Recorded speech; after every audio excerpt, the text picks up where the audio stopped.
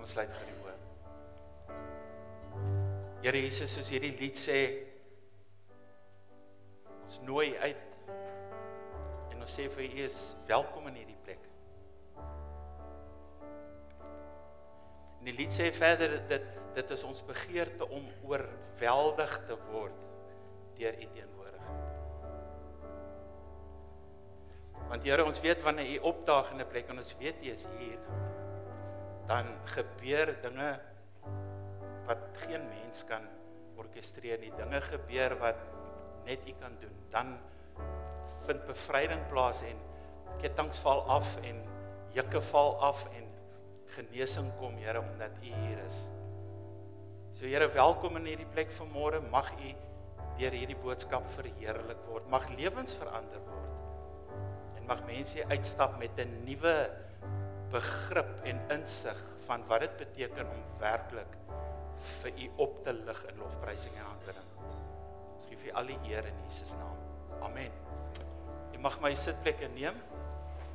Môre Harmonie gemeente. Ek het nou vanoggend nie deur almal hier deurgestap soos wat ek gewoonlik doen nie, is maar omdat ek gepreek het, omdat ek preek en dan is daar maar gewoonlik 'n bietjie voorbereiding wat gedoen moet word. Maar as ek jou gemis het, dis lekker om jou hier te sien. As jy 'n besoeker is vanmôre, ek het nie baie besoekers gesien nie, maar as jy is en ek het jou misgekyk, welkom saam met ons. Maak jouself tuis en mag jy werklik die teenwoordigheid van die Here ervaar vanmôre en mag hierdie boodskap ook jou lewe verander. Ek glo dit sal. Iemand het my op 'n keer gevra, hoekom sing julle by Harmonie gemeente so baie? Hoekom doen julle so baie lofprysing en aanbidding voor die diens? En so iemand wat so 'n vraag vra, verstaan natuurlik die betekenis van lofprysing en aanbidding heeltemal verkeerd. Want elke diens het 'n bepaalde orde, liturgiese orde. Dominee, liturgiese orde. Dit bepaal watter liedjies word gesing, die volgorde daarvan en ook die volgorde van die verskillende elemente van die erediens. En ja, natuurlik is die woordbediening sentraal in hierdie liturgiese volgorde, maar so ook die lofprysing en die aanbidding. Maar nog steeds is daar baie mense wat nie regtig verstaan hoekom doen ons dit nie. En vir baie mense is dit net nog 'n deel van die boodskap waardeur ons moet gaan om uiteindelik by die hoofpunt uit te kom wat die woordbediening is. En hulle mis die hele bedoeling daarvan. En hoe jy die lofprysing en die aanbidding gaan ervaar elke dag hang af van jou verhouding met die Here, maar ook wat jou huidige situasie is op daardie stadium van jou lewe. Want dit speel ook 'n groot rol. Ek wil gou 'n voorbeeld gebruik en ek kan nie anders as om aan oom Jan te dink. Oom Jan, jammer, as ek hierdie voorbeeld noem. Oom Jan is 'n groot Bloubil ondersteuner, baie groot. Vir die wat nie weet nie. Ek wonder of hy nie 'n blou trui ook vanoggend aan het nie. As hy kon, sou hy sy kar ook blou geverf het. Maar hy is 'n baie groot Bloubil ondersteuner en toe eendag toe vat ek vir hom 'n WP trui saam dan na Libertas oor toe. En toe sê ek vir my met die ding dra, maar hy het geweier. Maar as jy enige Bloubil ondersteuner vat, 'n stoere Bloubil ondersteuner, en jy sê vir hom, hoorie Boeta, ek gee vir jou 100 000 rand, as jy hierdie trui sal aantrek en Saterdag in die Kaapstad stadion sal gaan staan, tussen die ander Stormers ondersteuners en saam met hulle skree. Nou, ek weet nie of om Jan dit sal doen nie, maar baie ouens sal dit doen, vir die geld. En hy sal daar gaan staan met sy trui, en hy sal skree, en hy sal te kere gaan, maar weet jy wat? Sy ondersteuning en sy geskree is nie so spontaan, soos die ou langsom, wat regtig 'n WP ondersteuner is nie. Want hierdie ou doen dit vir die geld. Partykeer dan sê ons vir die ouens, jy kry bietjie gees man, vang bietjie gees. En weet julle, ironies genoeg is dit presies waaroor dit gaan. Wanneer ons lofprysing en aanbidding doen hier voor die Here, jy kan dalk jou WP truitjie aan hê, maar dit is die gees binne jou wat saam met die gees van God connect en wat vir jou die lofprysing en aanbidding werklik sinvol maak. En natuurlik het Jesus vir sy disippels gesê, die gees van die waarheid wat kom mag, die wêreld kan hom nie sien nie, hulle kan hom nie ontvang nie, want hulle ken hom nie. So dit gaan alles oor die gees wat binne in my en jou is. En ons weet almal dat net kinders van die Here kan regtig die gees van God ontvang. Kan ek net so 'n klein gedeeltjie van my Dinsdag oordenking gaan met jou deel, want ek dink dit pas so baie mooi aan by my tema vanoggend. Ek het gepraat oor die goedheid van God. En die psalmis sê in Psalm 107 vers 1, loof die Here want hy is goed, en sy goedertierenheid is tot in ewigheid. Ek wil amper gesê het, is daar geen einde nie. Dis ook waar, daar is geen einde aan sy goedheid nie. En miskien sê jy vanmôre, maar François, ek is nie op die beste plek in my lewe nou om die Here te loof en prys nie. En ek verstaan dit heeltemal, want wanneer dit goed gaan, dan is dit maklik om te sê God is goed, nie waar nie? Dis maklik. Maar wanneer dit nie so goed gaan nie, wanneer die werk waarvoor jy aansoek gedoen het, nie kom nie, jy kry dit nie, wanneer die dokter se verslag nie is wat jy gehoop het dit gaan wees nie, wanneer jou huwelik nie herstel nie, hy val uitmekaar uit, wanneer jou finansies nie wil regkom nie, dan is dit nie so maklik om te sê God is goed nie. En 'n mens begin selfs te wonder, is God nog steeds goed? Maar hier is die waarheid. God se goedheid word nie bepaal deur hoe goed dit met my en jou vanoggend gaan nie. Ons kan nie vanoggend sê God is goed omdat dit nou met my goed gaan, maar môre wanneer dit nie met my goed gaan nie, dan is God nie meer so goed nie. Want God se goedheid is aan ons bewys 2000 jaar terug plus aan die kruis van Golgotha. Toe hy 'n plaasvervangende dood vir my en vir jou gesterf het, het hy sy goedheid en sy liefde teenoor ons bewys. En dit alleen is genoeg rede om hom te loof en prys. Dit is genoeg, dit verdien ons lofprysing en aanbidding. Ek wil vandag met jou gesels oor die krag van lofprysing en aanbidding.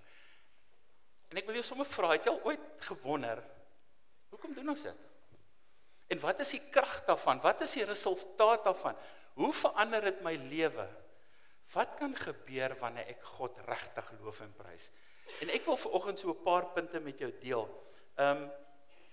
Miskien moet ek net dit sê, ek weet, daar's baie lidmate wat op die oomblik deur baie moeilike tye in hulle lewens gaan, en ek praat van moeilik, wat groot uitdagings in die gesig staar. Ek wil jy met my hart sien vanoggend, dis werklik die gebed van my hart, dat hierdie boodskap vir jou sal help, om net miskien 'n bietjie meer begrip te hê, en insig, oor wat lofprysing en aanbidding in jou lewe kan doen, en hoe dit jou lewe kan verander. So, ek hoop jy word gebless deur hierdie woord. Lofprysing, die Woordeboek beskryf dit as 'n gevoel van uitdrukking van eerbied en aanbidding vir 'n godheid. Nou die Hebreëse woord wat in die algemeen gebruik word is shaka. Dis 'n lekker woord, nee. Shaka is die woord vir lofprysing, dis die algemene woord. En dit word oor die algemeen gebruik veral in die konteks van eerbied en eerbetoon. Nou lofprysing in kerkverband, dit wat ons nou gedoen het, is vir my een van die belangrikste dele van die hele erediens. En ja, sekerlik die woord ook, want die predikant kom en hy deel werklik wat God op sy hart gelê het, en dis ook nodig. Maar tydens die lofprysing en die aanbidding, dan kry ek en jy die geleentheid om ons dankbaarheid aan God te bewys. En elkeen van ons hierso het iets om die Here voor dankbaar te wees. Iets. Jy kan onmoontlik nie net probleme hê vanoggend nie. Kom ek sê, help jou gou. Net die feit dat jy hier is, kan jy vir die Here dankie sê, want hier's mense wat nie vanoggend hier kan wees nie. Hierdie is die tyd van ons moet ons stemme verhef en met opregte harte moet sê, Here, dankie vir u goedheid, dankie vir u liefde. Dis die tyd om vir God op te hef. Dis nie die tyd wanneer jy vir God van jou probleem vertel nie, dis die tyd wanneer jy vir jou probleem van jou groot God vertel. En daar's 'n baie groot verskil. Want as jy sing, hoe groot is my God, dan hoor die duiwel dit. En dan besef hy, hierdie man dien 'n groot God. Maar lofprysing, hierdie wat ons gedoen het, nou, koöperatief, hierso, die samekoms van die gelowiges, dit vind nie net hier in die kerk plaas nie, dit gaan baie verder as dit. Dit gaan tot binne in ons binnekamer. Dit gaan baie verder net as hierdie saamkoms. En dis 'n lewenswyse. Ek weet, ons kerk se lese is ook harmonie gemeente, dis 'n lewenswyse. Maar lofprysing en aanbidding is 'n lewenswyse. Want dit bepaal hoe ons optree teenoor ander mense, dit bepaal hoe ons elke dag deur die dag, en dit bepaal hoe ons situasies hanteer, hoe ons gaan optree teenoor hoe die wêreldling gaan optree. Dis 'n gesindheid van dankbaarheid en vertroue en geloof aan God. Psalm 34 vers 2 sê, Ek wil die Here altyd loof. Sy lof sal altyd deur in my mond wees. Wat sê hy so? Soms. Hy sê altyd deur. Hy sê nie ek wil die Here soms loof nie. Hy sê ek wil U altyd deur loof. U lof sal altyd deur in my mond wees. My siel sal hom beroem in die Here, die ootmoedige sal dit hoor en bly wees. Maak die Here saam met my groot en laat ons saam sy naam verhef. So wat doen lofprysing en aanbidding? Dit verdiep ons verhouding met die Here. Dit help vir ons met geestelike groei. Dit help vir ons om in die teenwoordigheid van die Here in te kom. En dit help vir ons om vrede en vreugde te ervaar te midde van ons omstandighede. Is dit moontlik? Ek hoop na hierdie 6 punte. Ek wil met jou 6 punte deel. Want jy sien, wanneer jy God oplig, wanneer jy hom loof en prys en verheerlik, dan gebeur daar iets in die geestelike realm. Iets absoluut bonatuurliks gebeur. En ek wil met jou net so 6 punte deel. Is nie baie lang punte nie. Ons het nog heel wat tyd. Ek wil met jou 6 punte deel oor hoe lofprysing en aanbidding jou lewe kan verander. In die eerste plek moet ons verstaan en besef dat lofprysing en aanbidding is 'n stap van geloof. Het jy dit geweet? Dis 'n stap van geloof. Want alhoewel ons God loof en prys uit dankbaarheid en uit bewondering uit vir hom, is dit nog steeds 'n stap van geloof. Want die groot krag van aanbidding lê juis daarin dat dit so dikwels van ons verwag word om God te loof en prys wanneer ons in die natuurlike realm nog geen deurbrake kan sien nie. Wie kan saam met my getuig? Jy vertrou die Here vir iets en jy sien dit net eenvoudig nie. Maar dis nou die tyd om hom te loof en prys, want dit is 'n stap van geloof. Dit help nie ons vra vir God iets en ons glo nie dat hy in staat is om dit te kan doen nie. Laat my so dink aan hy mannetjie wat saam met jou werk, Johan, wat gesê het hy glo nie aan God nie. Hy sê vir Johan, hy bid vir hiervoor en daarvoor en dit word nie beantwoord nie, en as dit beantwoord word, sal hy glo in God. Dis nie hoe God werk nie. Die Bybel sê hy wat na God kom moet glo dat hy is. Met ander woorde, ek is jou geneesheer, ek is jou rentmeester, ek is die hersteller van jou huwelik, en dat hy 'n waarmaker van sy woord is. So in die eerste plek kom ons uit 'n verhouding uit, en ons bid vir God, en ons glo dat hy dit kan doen. Nee, Johan, jy moet vir hom sê, dat God sê, dit werk nie so, ek sal eers jou gebed beantwoord, en dan gaan jy glo dat ek bestaan nie. Nee, ek glo dat jy bestaan, God. Ek glo dat jy my Vader is, en daarom glo ek. Ek dink sommer nou aan my ma ook, want toe ek my getuienis vertel het, het ek vir julle gesê dat my ma vir 20 jaar vir my gebid het, en ek het ook vir julle gesê, hulle het tussenin geëet en geslaap ook, maar 20 jaar het my ma vir my gebid, my ma en my pa, maar my ma het getuig dat op 'n stadium, in haar stilte tyd, het die Here vir haar gesê, hou nou op om te vra vir François se verlossing en sy redding, en begin om my te dank daarvoor. Is ek reg, ma? En sy die Here begin loof en prys, dat ek teruggekom het na hom toe, en dit was nie baie lank daarna nie, toe het ek teruggekom na hom toe. Toe God aan Josua opdrag gegee het, om die Israeliete 7 dae lank, om Jerigo te laat marseer, het dit geen militêre sin gemaak nie. Dit maak nie sin nie, ek bedoel, jy wil 'n stad inneem met hoë mure, en God sê vir jou, marseer om die stad, maar bly stil, doodstil. Hulle het nie aangeval nie, hulle het nie dreigemente geskree nie, niks nie. Vir 6 dae lank het hulle met die verbondsark geloop, uit gehoorsaamheid uit, en aanbidding, en uit aanbidding aan God, het hulle geloop met die verbondsark, wat natuurlik 'n pragtige simbool is van die teenwoordigheid van God, en God het saam met hulle geloop in die verbondsark, saam met hulle gegaan, saam met hulle 6 dae, en op die 7de dag, het hulle 7 keer om die stad geloop, en die priesters het op die ramshorings geblaas, en die volk het geskree so hard as wat hulle kon, en die mure het in mekaar getuimel, en hulle kon die stad inneem. Jy sien, aanbidding vereis dikwels geloof voorsig. Dis om God se oorwinning te verklaar, selfs nog voordat jy die mure kan sien val. En dis 'n challenge, dis 'n uitdaging. Die profeet Habakuk het baie mooi verstaan wat dit beteken om God te loof ten spyte van sy omstandighede. Luister gou hierso, ek dink hy's op die skerm. Habakuk sê, hoofstuk 3, al sou die vyeboom nie bot nie en daar geen druiwe aan die wingerd wees nie, al sou die olyfoes misluk en die lande geen oes lewer nie, al sou daar geen kleinvee in die kampe meer wees nie, en die beeskrale sonder beeste wees, jy wil gestop daar. Bring dit gou terug na jou situasie toe. Al was die dokter se rapport nie wat ek wou gehad het nie. Al lyk my bankbalans nie soos wat hy moet lyk hier teen die einde van die maand nie. Al het ek nie die werk gekry wat ek so graag wou gehad het nie. Al het my kinders nog nie ingekom om die Here te dien nie. Vers 18. Nogtans sal ek in die Here jubel, sal ek juig in God my redder. Die Here my God gee my krag. Hy maak my voete. Dit laat my so dink aan, wie is daai sanger wat dit gesing het? Randall Wickham. Maak my voete soos die van 'n ribbok, op hoë plekke laat hy my veilig loop. Pragtig. Habakuk, ten spyte van al hierdie dinge wat verkeerd gaan, dit onwrikbaar bly glo in God. Nommer 2. Lofprysing en aanbidding nooi God se teenwoordigheid in. Wanneer ons God loof en prys, dan word sy teenwoordigheid tasbaar. Jy het dit al gevoel? Jy het al gevoel? Hy woon, onthou, want God woon waar hy gevier word, hy woon nie waar hy geduld word nie. Ek dink altyd by myself, as die gees van God, en wat hy's gees en hy kan, oor Belwel moet sweef, en hy soek 'n plek om te gaan vertoef, by watter kerk dink jy sal hy inkom? Die een wat sy naam oplig, die een wat hom loof en prys, die een wat sy lof besing, want die woord van God sê hy bewoon die lofprysinge van sy kinders.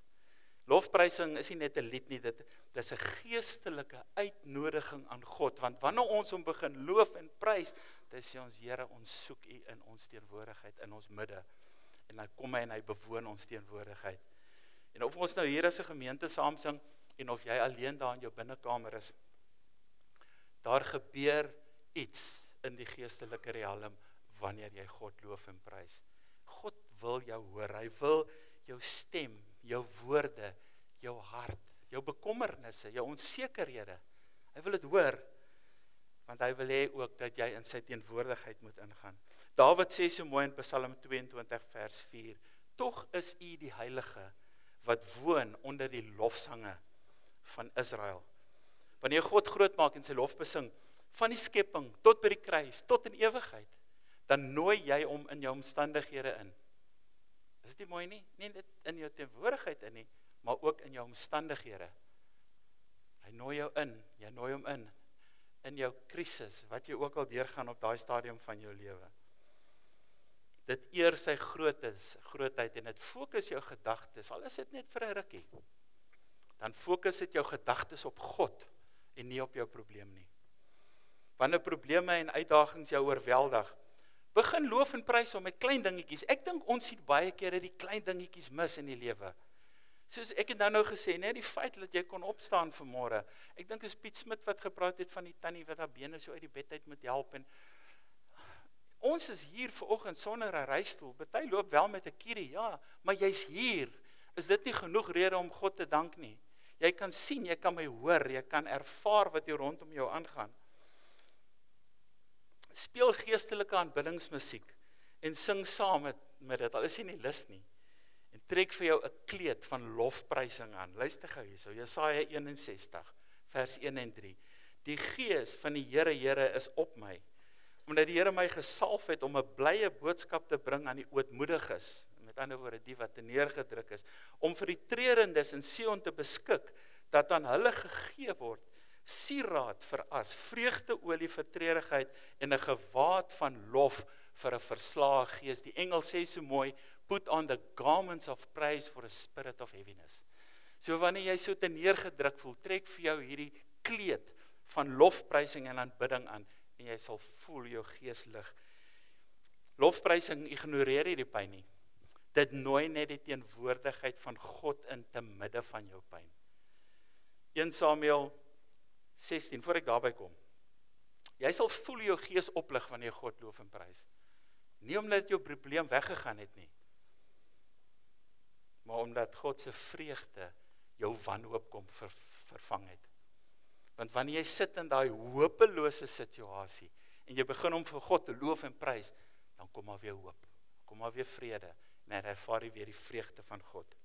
1 Samuel 16 vers 23, elke keer as die bose gees vir Saul beetpak, dan vat Dawid die lier en speel daarop, dan gee die bose gees van Saul af pad, en word hy kalm, en voel hy beter.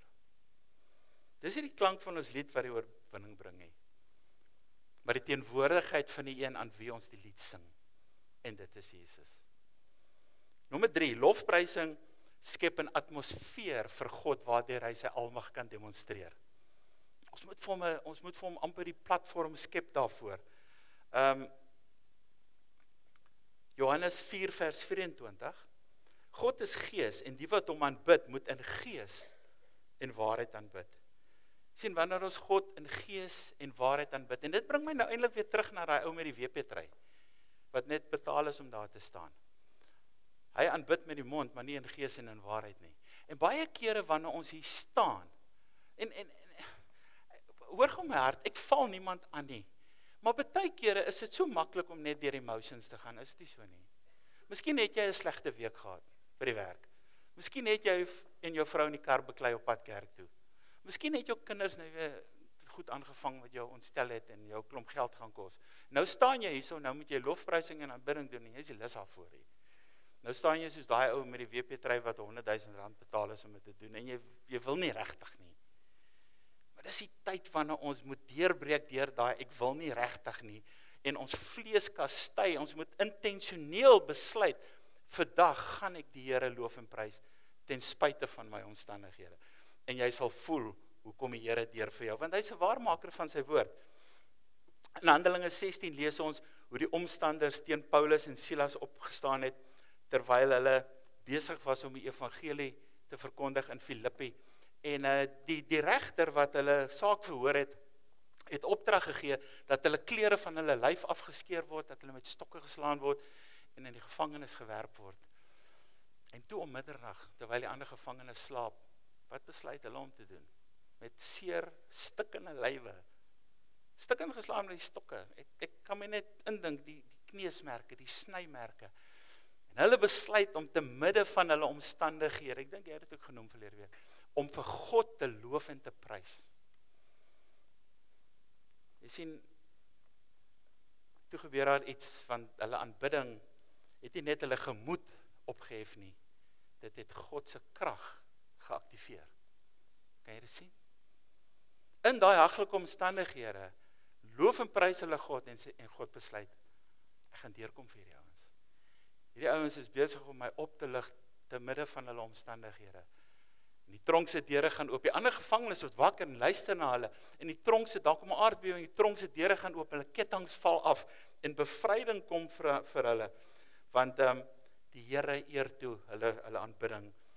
En baie kere dan voel die lewe vir ons ook soos 'n tronk. Jy's vasgevang binne in omstandighede. Jy's miskien vasgevang in 'n huwelik wat nie vervullend is vir jou nie. Jy's miskien in 'n werk wat jy elke dag sê, Here, ek wil nie na die plek toe gaan nie. Miskien het jy een of ander kondisie in jou liggaam wat vir jou soos 'n tronksel voel. Maar ek wil vandag vir jou bemoedig, wanneer die lewe soos 'n tronk voel, wanneer jy gebind is deur al hierdie bekommernis en onsekerheid en vrees, begin aanbid. Want aanbidding verander jou siel. Dit verander die sel waarin jy is in heiligdom. En dit verander jou kettinge in 'n wonderlike getuienis van die goedheid van God. En jy sal voel hoe jy vry raak. God se krag word geopenbaar wanneer jy aanbidding bokant bekommernis verkies. Ja, Frans, maar is maklik vir jou om te sê, ek weet. Ek het nie gesê dis maklik nie. Ek sê vir jou wat die woord van die Here sê, wanneer ons die Here oplig, gebeur daar iets in die geestelike riekalm en daar kom dinge, mure val om en God se teenwoordigheid kom in. Toe Salomo die tempel ingewy het aanbidding die atmosfeer gevul totdat God se heerlikheid sigbaar neergedaal het. Lees gou saam met my, 2 Kronieke 5 vers 13 en 14. En toe die trompetblasers en die sangers almal saam eensstemmig begin om die Here te loof, te prys en te loof, en net toe hulle die stem verhef met die trompette en met die simbale en met die musiekinstrumente en met loof die Here want hy is goed, want sy goedertierenheid is tot in ewigheid, dis wat hulle gesing het, is die huis van die Here vervul met 'n wolk. Hoekom?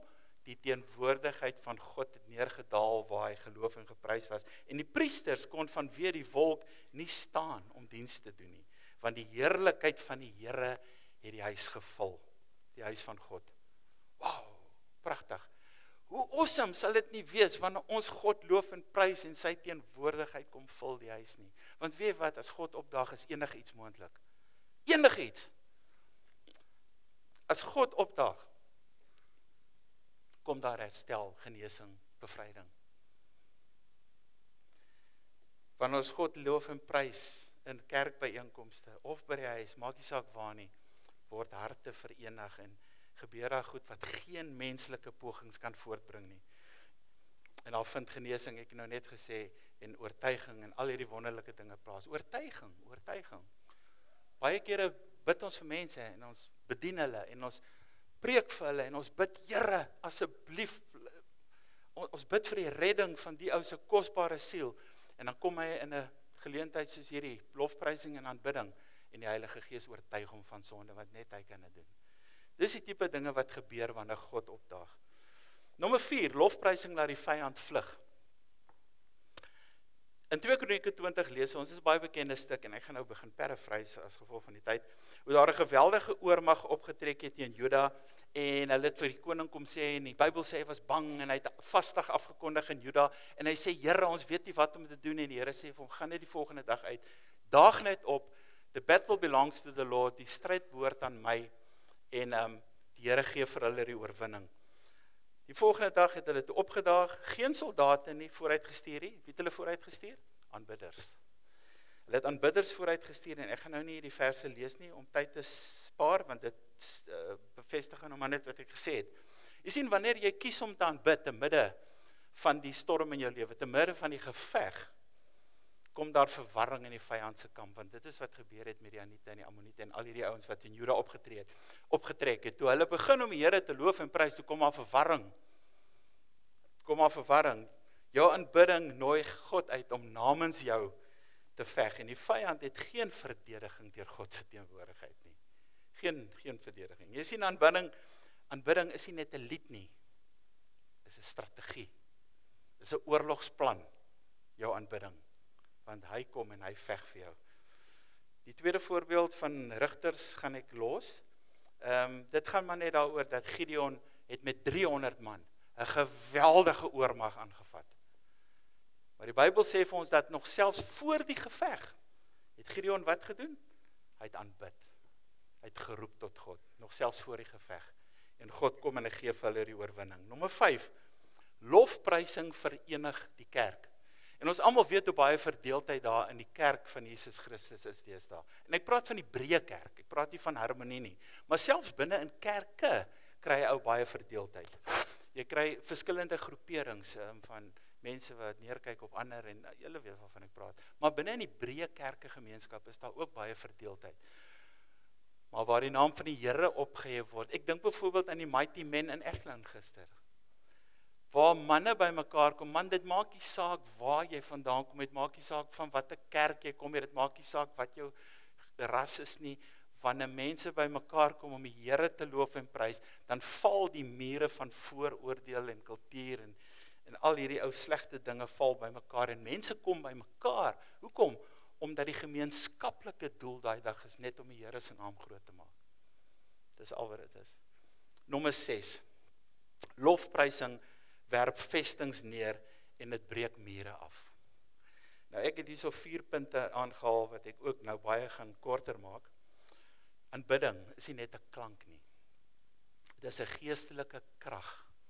En elke muur, of dit nou fisies of emosioneel, as ek praat van fisies, praat ek van siekte in die liggaam, of dit nou verhoudings is, of dit geestelik is, elke muur moet val in die teenwoordigheid van God. Psalm 24 vers 7 sê, hef op julle hoofde, o poorte, ja, verhef julle ewige deure, dat die ere koning kan ingaan. Jy sien, wanneer die koning inkom, kan geen muur bly staan nie. Wanneer hy opdaag, dan val die mure om. En miskien moet ek net gou hierdie 4 puntjies gou net vir julle noem. Aanbidding breek geestelike mure af en emosionele mure. Ek het weer hierso vir Paulus en Silas genoem, want emosioneel kon hulle in depressie verval het daai dag. Want as jy gaan kyk na die lewe van arme Paulus, daai man was omtrent in tronke, hoor. En hy was in skepe wat op die rotse geloop het, en hy was hoeveel keer gearresteer en geslaan en alles, en hy besluit nog steeds. My hulp is van God, en hy loof en prys vir God. Dit breek geestelike en emosionele mure af. Aanbidding breek mure van verdeeldheid af.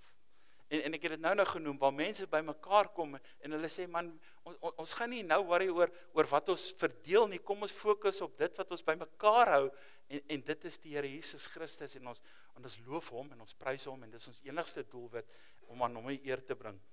Dan breek dit kulturele mure af, en dit breek mure van vrees, en vervolging af.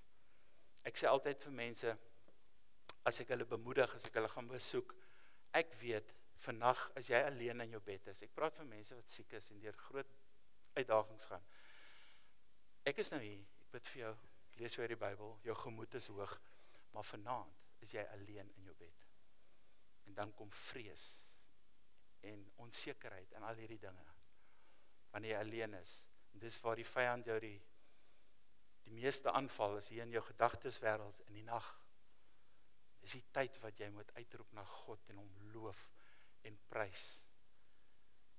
Want die teenwoordigheid van God, ek het nou net gesê, as ons hom loof en prys, dan daag hy op, en sy teenwoordigheid verdryf daai swaarmoedigheid. So ek wil jou bemoedig vandag. Moet nooit die krag van lofprysing en aanbidding onderskat nie. Dis baie meer as 'n lied. Dis baie meer as 'n lied, dis 'n wapen. Dis 'n wapen teen dit wat ons gaan. Dis nie 'n klank nie, dis 'n geestelike krag. En wanneer jy prys, dan verander die atmosfeer, en God kom en hy bewoon daai atmosfeer. So kom ons loof en prys God vandag, nie vir ons omstandighede nie, maar binne ons omstandighede. Jy sê nie vandag, God, dankie dat ek siek is nie, maar dankie dat U saam met my is in my siekte. Jy sê nie, dankie Here dat ek besig is om deur 'n egskeiding te gaan nie, maar dankie Here dat U saam met my is wanneer ek deur hierdie egskeiding gaan, en dat U alles sal goed uitwerk ten goeie vir hulle wat in U glo. En ons loof en prys hom binne ons omstandighede. Kom ons herinner ons siele daaraan dat God is steeds seëvierend. Kom ons herinner die vyand daaraan dat God het hom reeds oorwin en hy's uitgeklee. Ek wil vir die spanne wat die nagmaal gaan bedien, vra om vorentoe te kom. Ons gaan sommer direk oor in die bediening van die nagmaal. Ek wil net gou vir julle sê, hierdie was teorie, né? Ons gaan nou die prakties doen. Dit was net die teoretiese les gewees. Ons gaan nou die prakties doen. Dan gaan ons kyk of julle opgelet het in die klas. So die spanne wat die nagmaal doen, kan gou vir ons na vore kom.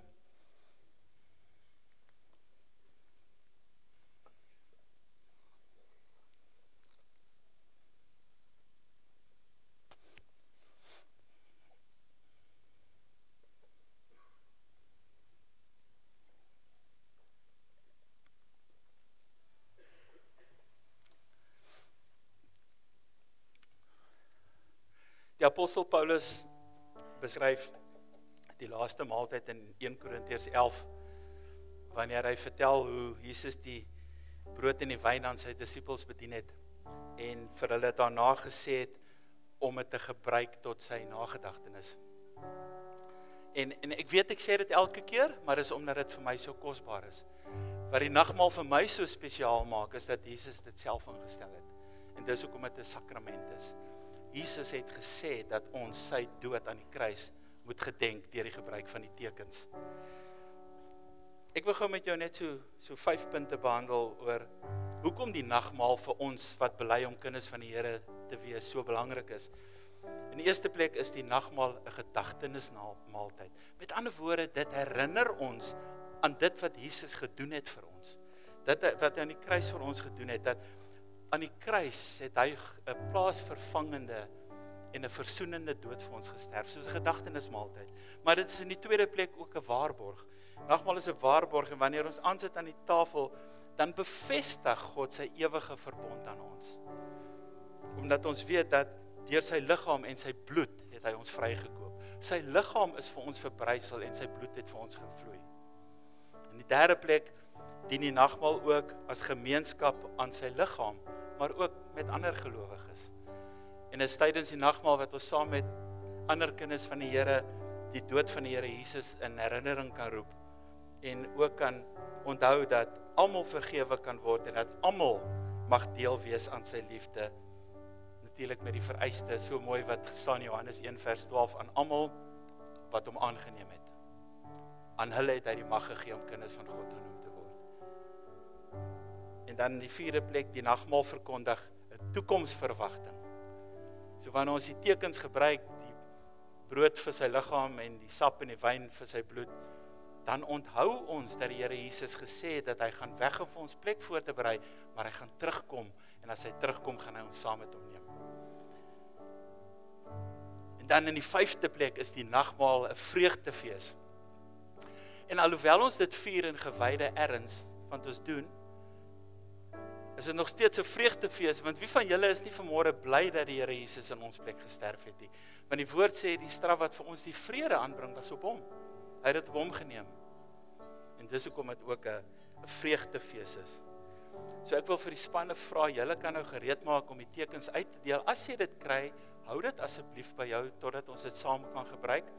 Die sap is aan die buitekant, en die wyn is aan die binnekant. En ek wil jou sommer nou ook herinner, na afloop van die nagmaal, onthou tog om die bekertjies net terug te stuur na die middel toe asseblief. Daar gaan iemand wees met houertjies.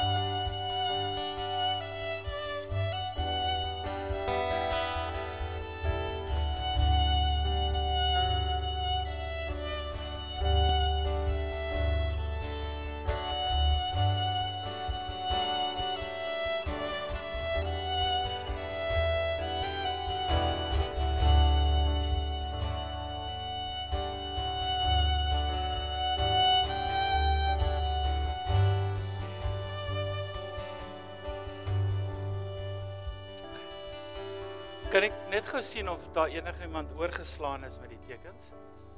Julle op die galery het reg gegaan, as jy baie nie. Niemand? Ek en Hugo het nou voor die diens so 'n bietjie gepraat ook oor die nagmaal en die instelling van die nagmaal en ek stem 100% met Hugo saam dat wat nou hier gaan gebeur is baie belangrik. Die gebruik van die tekens. So draai na jou vrou of jou man of jou kind of jou vriend of gebruik die nagmaal saam met iemand. Maak dit sinvol. Sê vir die Here vanmôre dankie vir iets in jou lewe voordat ons die tekens gaan gebruik. Nog nie? Die nagmaal word in al 4 die evangelies genoem. Maar die een wat die mooiste vir my beskryf is nog steeds 1 Korintiërs 11. Ek het gedink ek gaan dit sommer vir julle uit die boodskapvertaling uitlees, want ons het so 'n bietjie tyd. Kom ek verduidelik weer vir julle, sê Paulus, wat die Here self oor die nagmaal gesê het. Dit alles het die nag gebeur toe Jesus gevang is. 'n Rukkie voor hy gevang is, het hy saam met sy getroue volgelinge geëet. En hy het die brood gevat en vir God daarvoor dankie gesê. Hy breek die groot stuk brood toe in kleiner stukkies en hy deel dit uit. En terwyl hy dit doen, sê hy, dit is my liggaam wat net so gebreek word. Julle sal baie daarby baat. Elke keer as julle dit eet, moet julle dink aan wat ek alles vir julle gedoen het. Toe hulle amper klaar geëet het, vat Jesus die groot beker waarin die wyn gehou is en toe sê hy, die wyn in hierdie beker staan vir die nuwe ooreenkoms wat God met julle gemaak het, omdat my bloed vir julle gevloei het. Drink die wyn en elke keer as julle dit drink, onthou dan wat ek vir julle gedoen het. Eet die brood en drink die wyn, dis in hierdie gesindheid tot die Here terugkom. En as julle dit so doen, is dit so goed soos 'n preek vir almal om te sien wat die dood van die Here vir julle beteken. Kom ons gebruik die teken saam.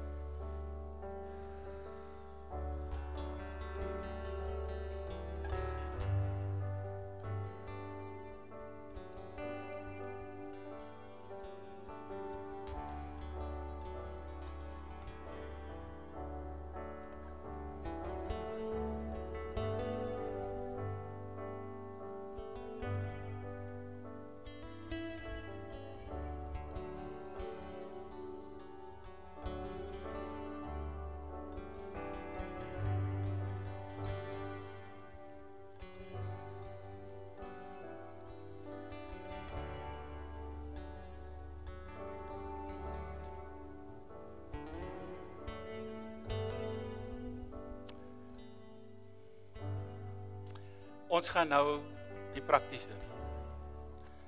Ek wil hê julle moet staan, ons gaan 'n oorwinningslied sing en ek het 'n ou vriend, ook 'n predikant. Hy sê altyd as hy so iets doen, hy gaan nou 'n heilige koei se spene afskop.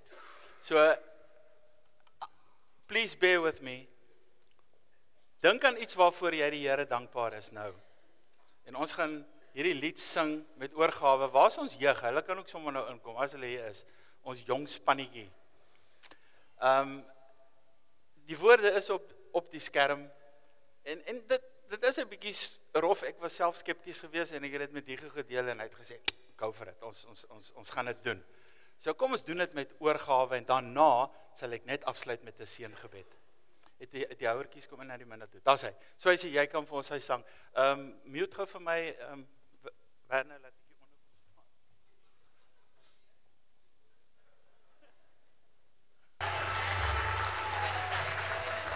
As my klank aan. Ja, ek is jammer, die woorde was op die link wat ek gestuur het, maar jy gesê iets met die download van die woorde weg, ek weet nie. Jammer daarvoor dat ons nou nie die woorde gehad het nie, maar well done, julle prakties het goed gegaan. 7/10. Ons kan dit later weer probeer. Kom ons sluit die oë. Here, baie dankie vanmôre vir u goedheid, vir u liefde, vir u genade. Dankie Here vir klein blessings in ons lewe. Here, dis vanmôre die gebed van my hart waar daar mure was in mense se lewens dat hulle sal omval. Waar daar vrees is, Here, mag daar hoop kom en geloof. Waar daar kettinge is van gebondenheid, mag daar bevryding kom. Here, dankie dat u saam met ons uit hierdie plek gaan uitstap, dat u lofsange saam met ons uit hierdie plek gaan uitstap. Dankie Here dat ek verklaar vanmôre dat geen wapen wat teen ons gevorm word sal suksesvol wees nie. mag ons lofsange en ons prys opstyg na U toe soos 'n soet geur, Here, en mag U dit kom bewoon. Ons gee vir U al die lof en die eer wat U toekom, Here. En nou mag die liefde van God en die genade van ons Here Jesus Christus en die gemeenskap van die Heilige Gees met julle elkeen wees. Amen. Dankie.